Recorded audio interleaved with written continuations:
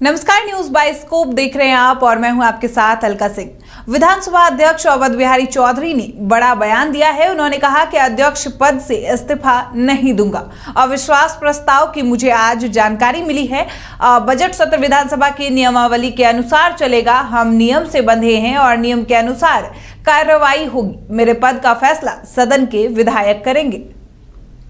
जो आवश्यक निर्देश रहेंगे तो पहले भी इस्तीफा दे सकते, उसी के मुताबिक मैं कार्रवाई करूं। मैं नियम को मानने वाला व्यक्ति हूं और नियमानुसार मैं चल रहा हूं और नियमानुसार ही मैं कार्रवाई करूंगा। मैंने कहा कि विधानसभा के कार्य संचालन प्रक्रिया कार्य संचालन नियमावली है और हमें आज जानकारी मिली है कि अविश्वास प्रस्ताव मेरे ऊपर भी है।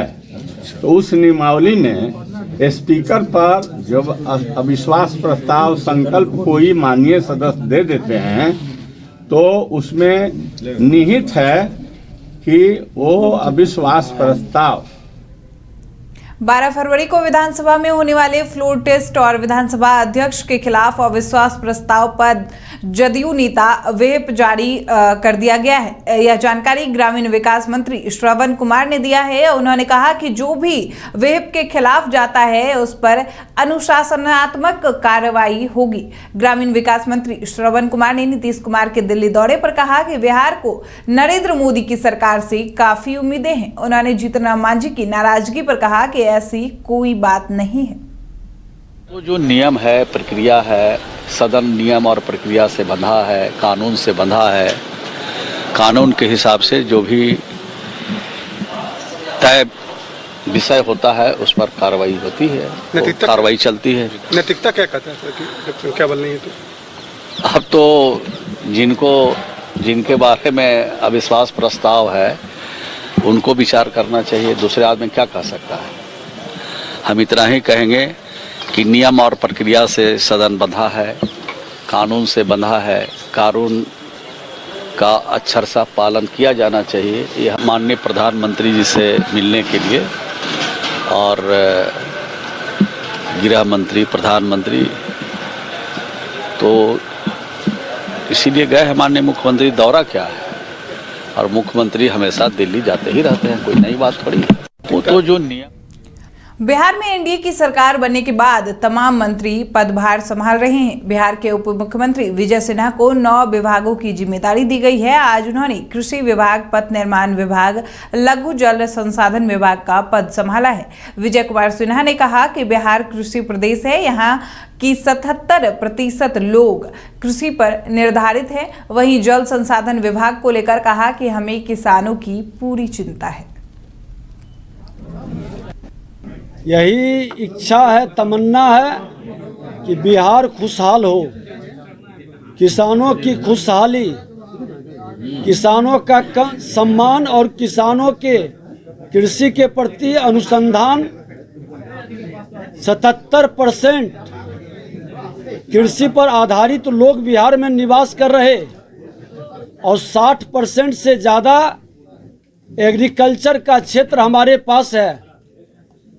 तो किसान का सम्मान, किसान का उत्थान के लिए अनुसंधान और हम इस पर विशेष तौर पर जो कृषि रोड मैप शुरू किया गया है उसको जमीन पर, धरातल पर और बेहतर ढंग से लाने के लिए किसानों के मन के अंदर, युवाओं के मन के अंदर इसके साथ जोड़ने का कृषि आधारित उद्योग का वातावरण।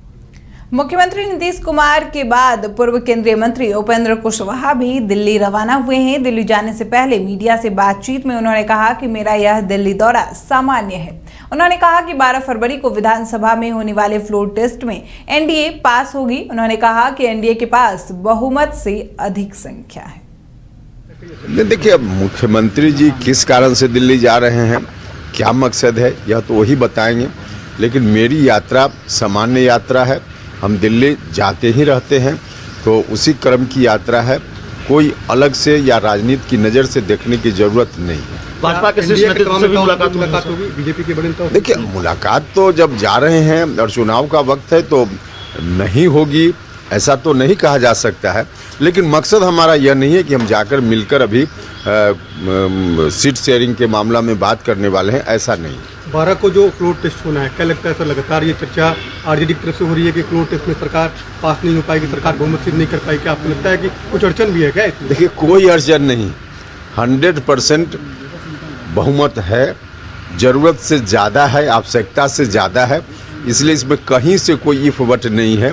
भ्रम फैलाने वाले फैलाते रहें, मन में लड्डू पालना हो तो करते रहें, कुछ फर्क नहीं पड़ने वाला। कांग्रेस के लोगों को बाहर शिफ्ट किया गया है, कई विधायक कहने के बाद। कांग्रेस वही तो कह रहे हैं कि जो उधर कथित महागठबंधन के लोग हैं, उनको अपने अंदर की परेशानी है, उनके विधायक इधर उधर संपर्क में हैं, तो वहाँ कैसे अपने विधायकों को बचाएं। आरजेडी के लोग, कांग्रेस के लोग इस बात की चिंता करें।